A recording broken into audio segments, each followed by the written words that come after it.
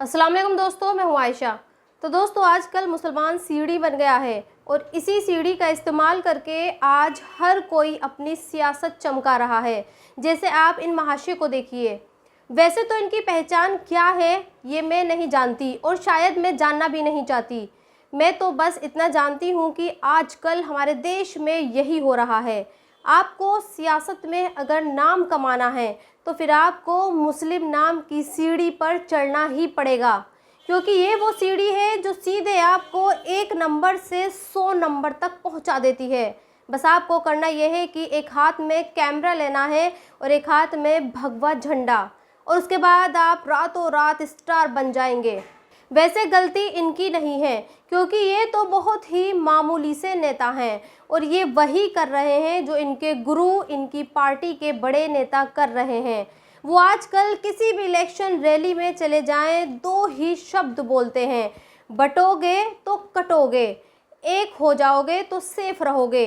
लेकिन एक बात जो समझ से परे है वो ये है कि जिस देश में ये लोग मेजॉरिटी में हैं वही इन्हें कटने का डर है।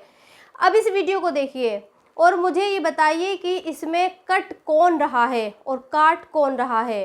चलिए पहले इसकी कहानी मैं आपको बताती हूँ। ये वीडियो उत्तराखंड के ऋषिकेश का है, जहाँ एक मुस्लिम लड़के को नंगा करके उसका जुलूस निकाला जा रहा है। इन लोगों का आरोप है कि इस मुस्लिम लड़के ने किसी हिंदू लड़की को छेड़ा था, जिसके बाद यहाँ के लोगों ने इसे पहले नंगा करा और पीटा, फिर इसका जुलूस निकालते हुए पुलिस के हवाले कर दिया। अब बताइए, जिस देश में एक ख़ास वर्ग के लोगों को ये हक है कि वो ऑन द स्पॉट इंसाफ करते हैं, उन्हें ना किसी अदालत की ज़रूरत है और ना ही उन्हें इंतज़ार रहता है कि जो आरोपी है, जिस पर आरोप लगे हैं, वो सही है या फिर गलत। उसी देश के लोगों को हमारे देश के बड़े बड़े मुख्यमंत्री और मंत्री और प्रधानमंत्री लेवल के लोग ये कहते हैं कि अगर तुम बट गए तो कट जाओगे। जैसे आजकल महाराष्ट्र और झारखंड में इलेक्शन होने वाले हैं, तो इन दोनों ही स्टेट में बीजेपी के नेता वहां के रहने वाले लोगों को डेमोग्राफी चेंज होने का डर दिखा रहा है। बीजेपी का एक नेता जिसका नाम किरीट सोमैया है, वो ये डेटा निकाल कर लाया है कि मुंबई में डेमोग्राफी चेंज हो रही है।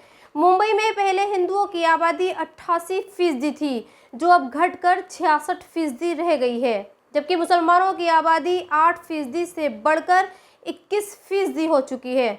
और हमारे देश की मीडिया बीजेपी के इस नेता के दिए डेटा पर डिबेट कर रहा है और चीख चीख कर देश को ये बता रहा है कि देखो, तुम भी ज़्यादा बच्चे पैदा करो, वरना तो फिर मुसलमानों की आबादी तुमसे ज़्यादा हो जाएगी। आज मैं आपको बांग्लादेश से आई एक और ख़बर बताना चाहती हूँ। आजकल बांग्लादेश से बहुत सी खबरें आ रही हैं। हमारे देश के हिंदुओं को लगता है कि बांग्लादेश में जो हिंदू रह रहे हैं उन पर ज़्यादती हो रही है। इसीलिए हमारे देश का मीडिया आजकल प्राइम टाइम में बांग्लादेश की खबरें ही चलाता है। जैसे आज उसने एक खबर चलाई और ये बताया कि बांग्लादेश में जो मोहम्मद यूनुस की सरकार है, उसने बांग्लादेश में हिंदुओं को खुले तौर पर तिलक लगाने पर बैन लगा दिया है। सरकार ने भगवत गीता बांटने पर बैन लगा दिया है। सरकार ने हरे कृष्ण का जाप करने पर भी बैन लगा दिया है। और हमारे देश के बहुत सारे हिंदू इसकी शिकायत अमेरिका के नए राष्ट्रपति से भी करने वाले हैं।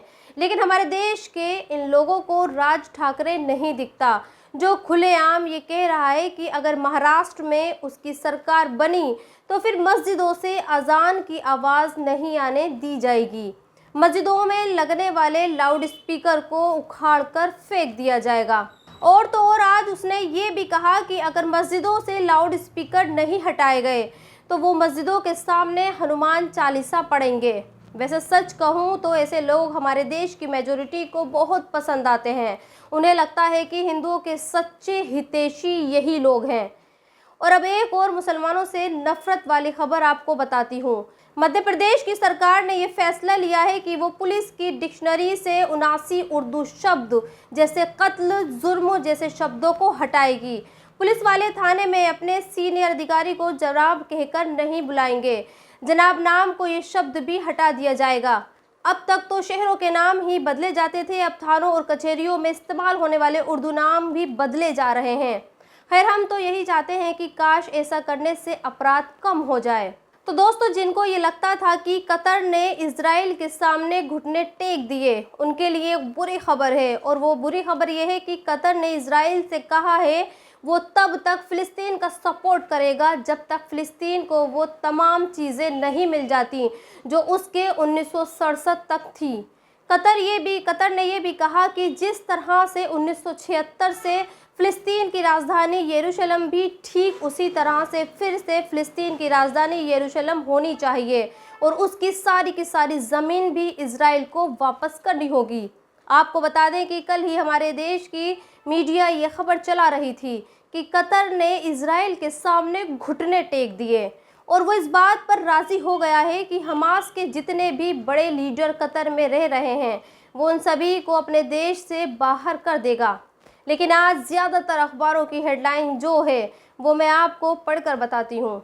जैसे आज टाइम्स ऑफ इंडिया ने एक हेडलाइन दी है, Qatar second shock to Israel in 24 hours, Hamas not going anywhere, we support फिलिस्तीन।